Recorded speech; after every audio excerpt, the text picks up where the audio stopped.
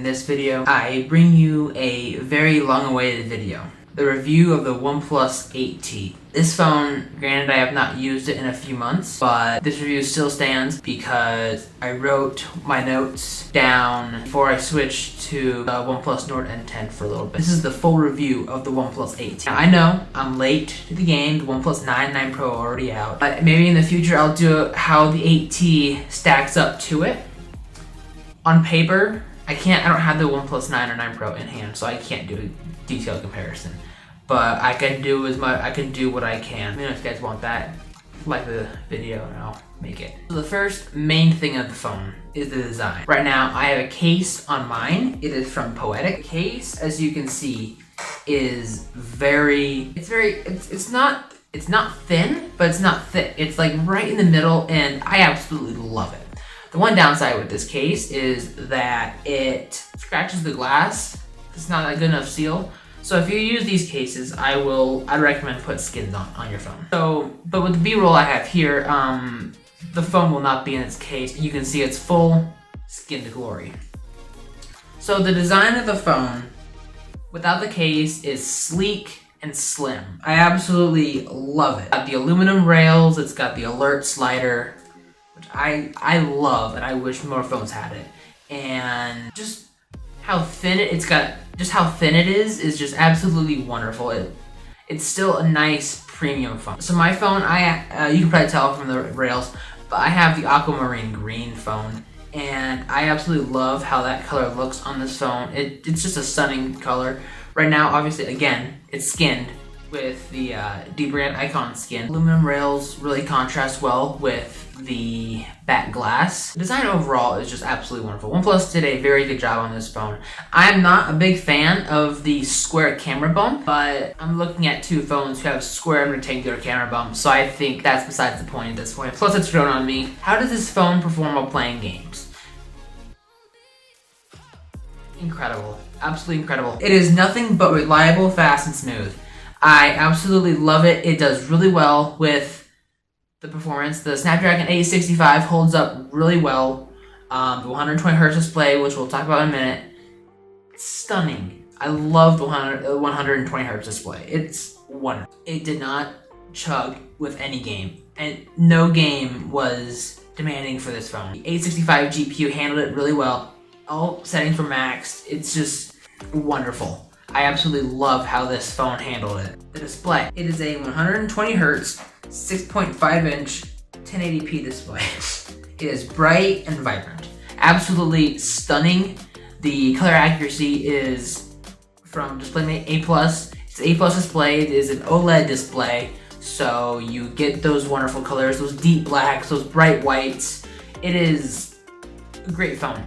Playing Asphalt 9 on it looks incredible. Watching YouTube videos on it, you see the colors really pop, and it's overall incredible.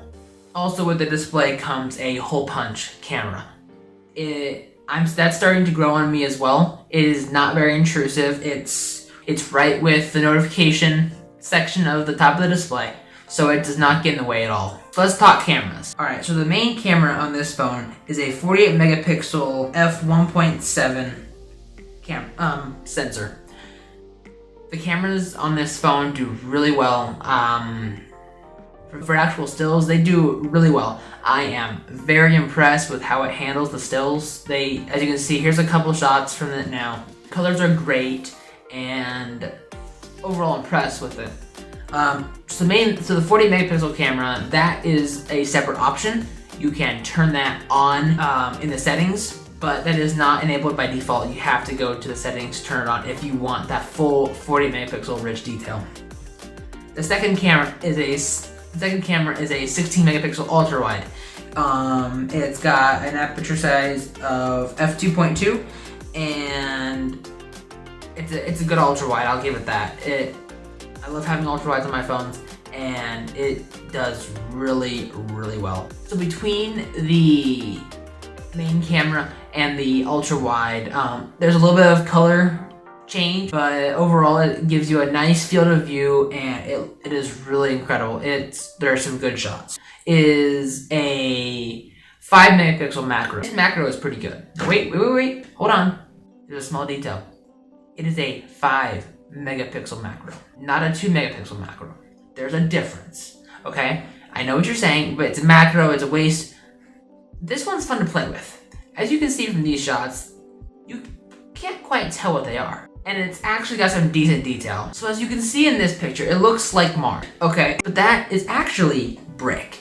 So yes, it's still grainy, but here's a sample from a 2 megapixel macro. Here they are side by side.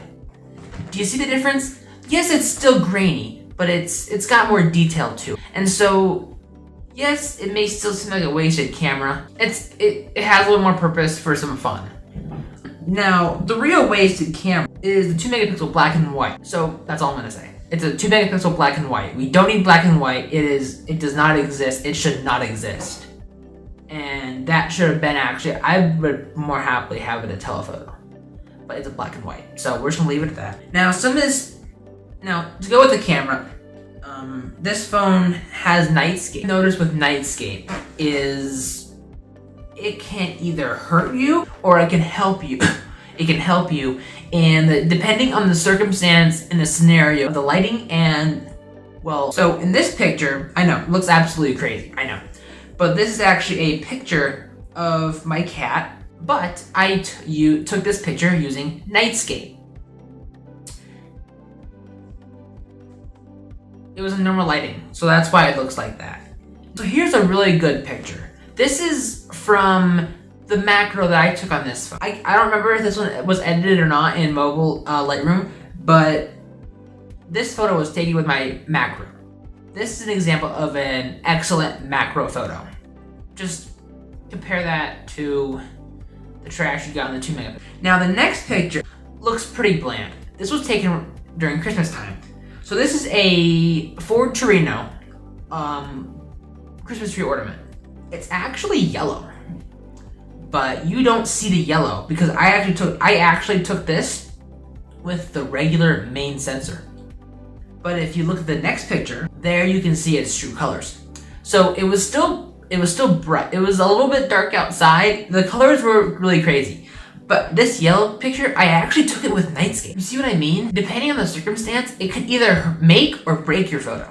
So keep that in mind. If it does not look right in the photo, try nightscape and see if it'll improve it. If not, just use a photo editor. I mean, that's another way to fix it. Now to the battery life. Incredible, just straight up incredible. I absolutely love the battery life on this phone. From when I was using it, I was trying so hard to kill it, okay?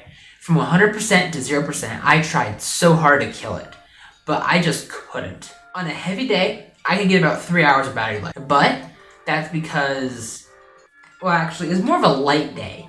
I get 3 hours of battery life, but it can last about a day and a half if you do it lightly. If it's a light day, like you don't play on your phone much, you're not doing anything, it's a relaxed Sunday, like how it was for me.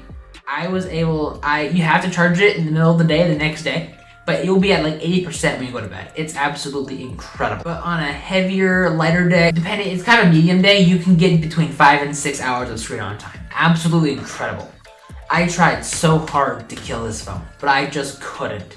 If you want a battery life champ and you're on Android side, for last year, I don't know how they'll hold up now, but for $600 and for 6 hours of screen on time, pretty good. Software, it's Oxygen OS. Absolutely just awesome. Near stock Android, but actually good, apps. If there's no bloatware, it's wonderful. Oxygen OS is by far my favorite OS skin besides stock Android, but I've never experienced stock Android, so that's a whole other story. Otherwise, but it's good. There was a software update on the 31st of December, but there was no difference in fingerprint recognition after the update. It said it would, but there was no difference.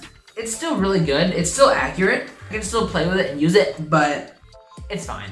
The phone does not get warm. It stays pretty cool to the touch. If you are using the fast charger on and off, it will get pretty warm, but I have a case on, so I couldn't really tell. Anyways, that'll be it. thank you very much for watching. I hope you all enjoyed. Like, subscribe. Please subscribe. It'll mean the absolute world to me if we can get to at least 1,000 subscribers by the end of the year. I know the video's been spotty, but there will be more coming. Trust me. All right. See you again soon. Peace.